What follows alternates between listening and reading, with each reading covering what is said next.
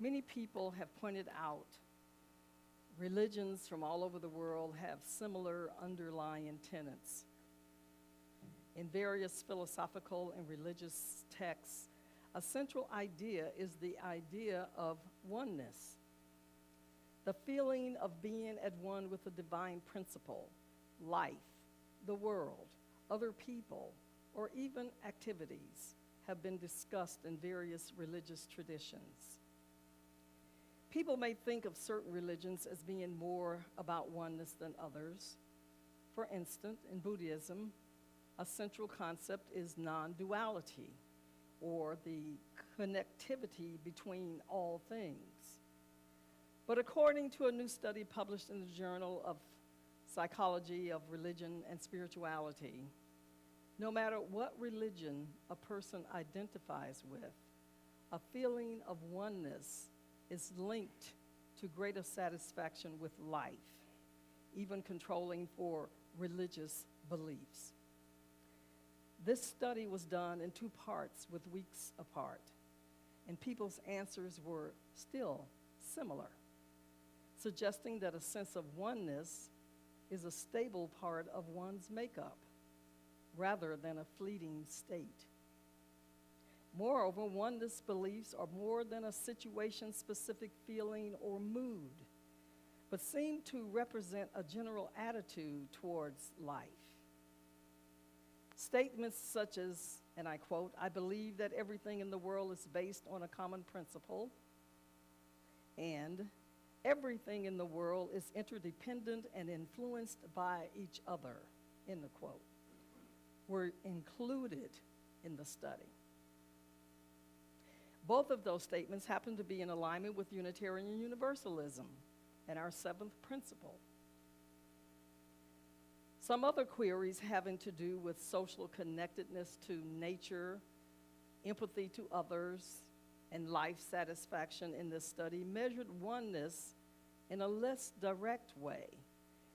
And the accumulating research seems to say that tapping into these fundamental beliefs is more important than which religion one subscribes to. Out of the 67,000 people who were polled about their feelings of oneness, their religiosity and life satisfaction, those that reported more oneness generally were the individuals who felt more satisfied with life. And this was true across different religions, including Protestant Christianity, Catholicism, Judaism, Islam, Hinduism, and Buddhism. About a quarter of respondents said they were atheist. Muslims had the highest sense of oneness, while atheists had the lowest. However, overall, oneness scores correlated better with life satisfaction than did religion. Because when oneness beliefs were taken into account, many of the positive effects of religious affiliation on life satisfaction disappeared. When oneness was measured in a less direct way, empathy was close to social connectedness to bringing life satisfaction. Now, empathy is a complex, multifaceted construct, but it is one of the most important skills that we can practice in life. The human ability to empathize has been called the building block of both sociality and morality. It's crucial for our personal development, relationships, and society. We can define it as the capacity to understand and share the feelings of others, to be aware of other people's emotions, experiences, and perspectives. According to Freud, it's only through empathy that we're able to understand one another, because empathy reduces the distance between us and facilitates social connectedness. It fosters emotional bonding between parents and infants, between partners and friends and members of society. Sometimes we look at the actions of others and find it difficult to understand what motivates them. But remember, we all are doing the best we can with the information that we currently have.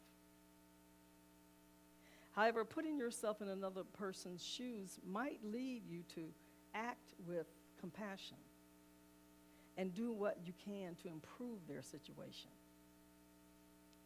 In doing so, you can reduce the other person's distress as well as your own. Although it can be easier said than done, because being empathetic requires skill and can often be tricky. Being empathetic is one of the best ways to make use of our everyday power and make the world around us a better place. It has been said that one can change the world if you're willing to consider the feelings of others, and we cannot get through a single day without having an impact on the world around us, because what we do makes a difference. But you have to decide what kind of difference you want to make. To make a difference in the world, one must have courage, passion, faith, patience, and love. However, if we are to change the world, we must begin with changing the way we think, which in return will change the way we act and interact. Because it becomes necessary to understand that changing the world is not something that we do just for ourselves. The Dalai Lama informs that if you wish to experience peace, provide peace for another. If you wish to know that you are safe, cause another to know that they are safe. If you wish to better understand seemingly incomprehensible things, help another to better understand.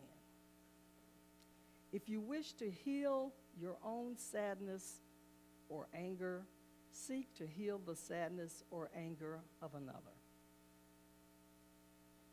We have all the power to create a more welcoming nation. Together, our mission should be to create a more welcoming nation where everyone feels as if they belong. And now more than ever, finding points of connection and shared experiences is key to creating strong, supportive communities. One can develop the skill by practicing some simple habits like taking the time to observe others around you and genuinely caring about their well-being. When you're in conversation with other people, take a moment to listen to them rather than simply rushing to reply. Empathy is the ability to see things from another's perspective and feel their emotions. Deep listening will help you understand their emotional state and the deeper motivations behind their statements. Compassion takes many forms. A compassionate act can be almost anything, providing the motivation is in the right place. It doesn't have to look like much. Several weeks ago, when I was ready to pay for my groceries at H-E-B, imagine my surprise when the clerk told me that a person in front of me had left $40 on my grocery bill. Paying it forward with positive actions over the course of a day can mean a lot to someone. That random act of kindness certainly brought a smile to my face. And I'm guessing that the gentleman that performed that compassionate gesture felt good as well. Compassion is kindness rooted in an appreciation of other human beings as real people who also suffer. Your ultimate goal should be to prevent the suffering of others. Empathy is best built upon mutual understanding. So as much as you learn about other people's experiences, it's also important that you open up about your own feelings and experience, just as Ted said this morning. We have all been taught how to see the world from the examples of those around us and by our experiences. Keeping this in mind, We can accept the choices made by others while seeking ways to increase the world's level of consciousness as a whole. You see, human beings were meant to be cooperative, open, and honest with each other. And we can't expect others to change their attitudes and behaviors if we are unwilling to change our own. Thomas Merton informs us that our job is to love others without stopping to inquire if they are worthy. It is important to remember that we are each on our own unique path. However, every thought we have and action we take becomes part of the collective energy of the planet. When we use our energy to bring light into the world, it combines with the light brought by others to dispel the darkness. Though we live in a world of duality, which helps us to experience the material planet, we don't need to experience extremes to understand them. We can share our experiences and understanding with others, not from a place of condescension, but of connection. With all that we know that is wrong in our broken world, there are no shortages of ways to show compassion. From something as simple as opening a door for someone who has their hands full, to teams of doctors without borders who are saving lives around the world. In his publication, Cultivating Empathy, Unitarian Universalist Reverend Nate Walker introduces the concept of a moral imagination, or an ability to project oneself into a conflict and understand all the perspectives as a daily practice. He says this can lead to developing empathetic responses to those held in contempt. For example, when we observe oppression, let us develop strategies that free not only the oppressed, but also the oppressor. Reverend Walker challenges us to take up the miseducation of justice-making by stripping our minds of the idea that equity can be manifested through condemnation, humiliation, shame, blame, and righteous vindication. Now, in reading this, it brought to mind our immigration system and the role the leaders of each component of the system plays. Each one is working from a designated set of responsibilities that makes sense in isolation. But when they're brought together, they simply don't correlate because the system is broken.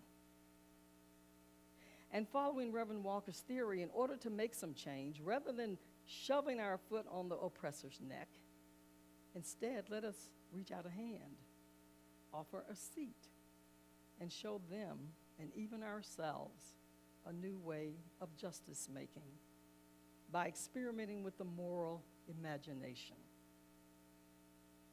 It's not easy, but if we're willing and want to create empathy, it's doable. We need empathy to form harmonious relationships, minimize stress, and enhance emotional intelligence. When the entire family of humanity understands that each of our thoughts, choices, and actions affect us all, we will share an incredible level of consciousness, one that puts our oneness above all else and helps us evolve into higher expressions of our spiritual selves. Remember the next time you witness an action of another that they are of the same earth as you, but simply on a different conscious level at this point in their life. Find compassion, bless them, and move along your day in grace. From my heart to yours, may it be so.